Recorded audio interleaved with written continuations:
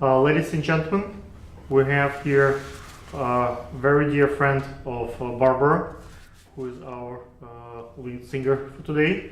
Hopefully, Jasmine will come with Patrick soon, but right now we're waiting for Barbara to be on set, ready, and one of her friends who is doing her editing and filmmaking Correct. is here with me. Yes. Hi, my name is Rick Mosley. I direct under the name Dick Willie, and I'm a cameraman and editor, and I'm here today for Barbara.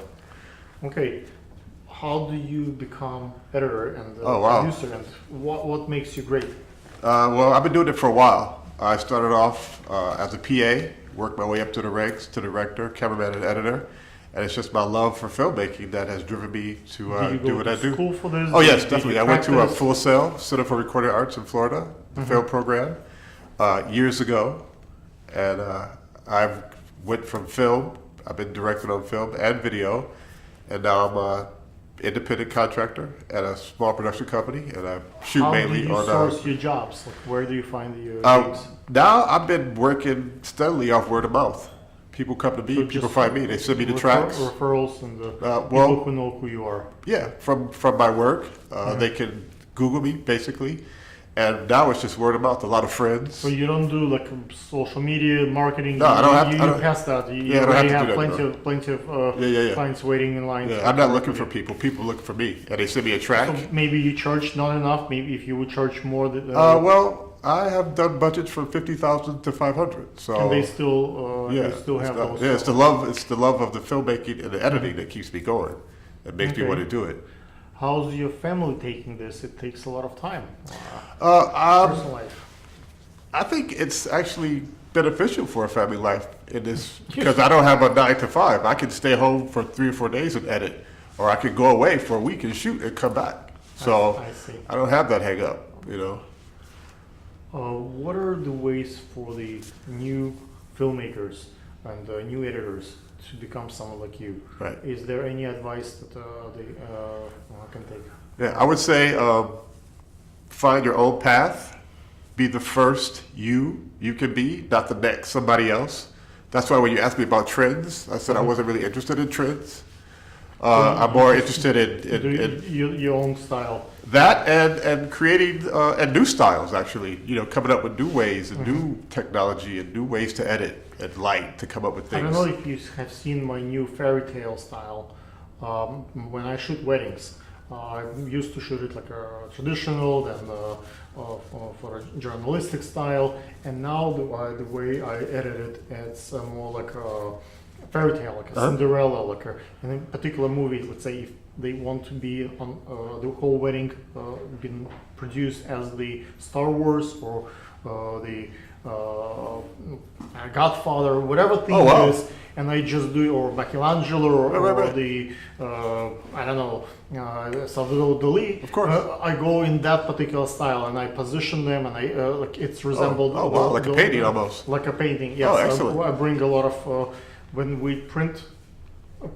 It also goes on canvas, and we actually paint over it, so it becomes a painting and photography together. And when we're filming, it's those scenes kind of resemble the whole wedding is kind of in that particular style. So I think people are afraid of and tired of reality. If they want to have just the camera follow them, kind of boring, and they can do it themselves. Right. But if it's actually produced in film, in let's say they love The Godfather or they love the Scarface movie, and that's their theme, and the whole wedding is shot, the movie is in that theme, or that's I think something like a fairy tale that they would not be able to do themselves. You're right. So I don't have anything to say to that, but no. So then they might need expertise of someone of your stature. But see, that's the beauty of before it was the label, it was the management, it was a larger production company. Now I'm one-on-one. I go to the recording session. We talk. Sometimes I actually request the song that I want to do since I'm so close to the artist. That's what affords. How do you get permissions from big artists to use their music? Like when we shot with Barbara, for example, it was so difficult to get. For me, like every time I approach a big artist, it's to buy the beats, to buy the music, to Right. get the everything original here in this. Well, I've been lucky enough to, like I said, when I go to the recording session, oftentimes the producer is there, the management is there, and the artist is there. So Right. we collaborate and we vibe, and if I can sell it enough, then we go from there, and we could agree on a price, and then we just go from there. Okay, how do you justify the price? Is that Because say, my how time. to If you make do money, something or well, it's, you don't do it for fun, free or- ever. Sure, this is love, but we have to eat. I have to maintain. But We I have understand. to. You're not begging for the food, like, No. feed me. No, I How mean, do well- you justify? Like, is it because of, let's say, they can make that much money off the song, or they can, I don't know, it costs that much. It's your time, like per hour rate. Like, how do you build it? It depends. There's a lot of things. I mean, sure, it's my time. I'm doing something for them, and Plus, I'm expensive equipment. yeah, and I'm get the lights, immortalizing them basically. This will last forever. So I'm like a hired hitter. They don't have to pay me every time it plays, but they have to pay me for the work that I do. Definitely. So So I know what I'm worth, basically. So you just stand your ground. You don't. Well, I mean, I'm not gonna You, nickel and dime someone, but I know if I see somebody coming in with $600 gym shoes, they better come up with that 5 Gs or that 10 Gs, basically. Right. That's just what it is. I mean, it's sure hip hop and rap is all an act too, but they don't have the money. They want to produce cool stuff, but they don't have any much funds. For it. well, How do then you they tackle gotta this? find somebody else. Then They- I guess I don't know what to tell you. You just Yeah. tell them. No, I mean I work, but if there's, Until sure either we they have a find the money or relationship. They look for someone else. And I, there's I always- haven't had a problem. They get that bread. They get that money. I've been lucky enough. They see my product and they want my product. So you want the product, you have to pay. I'm not going to rob somebody or heist.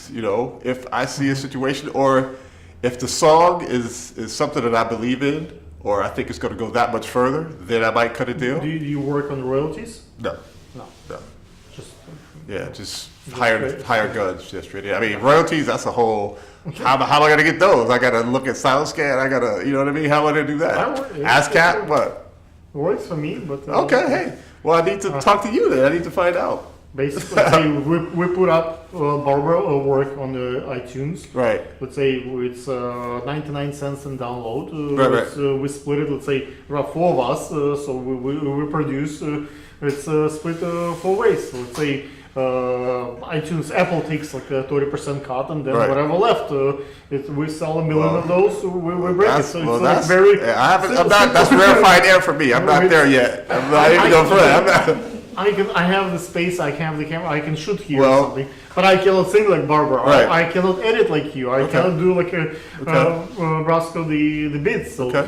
if 4 of us come together, it's something, or maybe we can produce. Well, see, something that's a different dynamic, and I would love to get in on that, but at this point, I'm not there yet.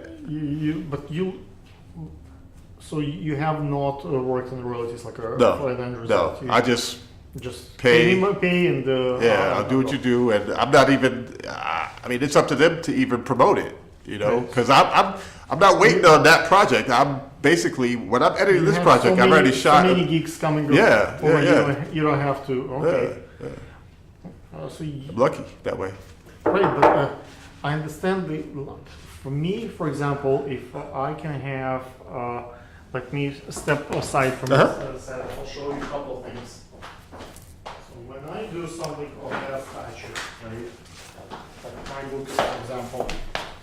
Okay. Once I written the book, and this one I sell for probably like the last 7-8 years. Okay.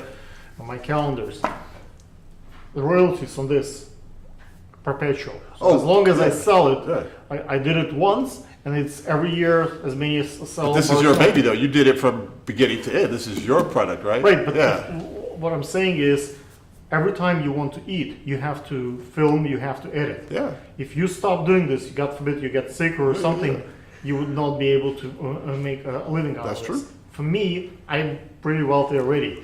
I can just stop and just collect the royalties from what I already done. So it's just keep coming. 20, 30 years from now, 50 years from now. Okay. As long as it works, the kids of I don't know, Madonna or the what's her name, Marilyn Monroe, those folks, they still collect the royalties. Charlie Chaplin family is still collecting royalties on the work that have been done 100 years ago. Okay. So rather than keep working, you can just, Well, at yeah, some that's point, the ideal that's your situation. Yeah, sure. Residual income. Sure, but I mean, I'm not there yet. I don't know. You're not looking into that. Well, I didn't say I'm not looking into that. Definitely not. I didn't say Okay. that. I said I'm not there yet. Okay. You know? Ladies and gentlemen, sorry we have to cut that short, but Oh, man. hopefully you have more questions for you, and hopefully we might have some work. Yeah. As a Mr. Great, I will do the. What's that? What is that? I'm afraid of germs. And Oh. stats, as I'm not- yeah. as the character, not me. Oh, okay. The Mr. Great, he's like a very offensive, like a Trump, Right. like a very chauvinistic guy. Okay. So it's like a Borat. Right. Yeah. No so germs. Got you. So that like a yes. All right. The logic behind this is filming. The logic behind this, if I get sick, I'm not gonna be able to work. So my businesses will suffer, my family will not eat that much. So I see, as you can see, there are a lot of people waiting for me to shoot today. People come all over the world. They bring their germs, and I don't want to bring that home. Oh, yeah. So Trump started doing this initially.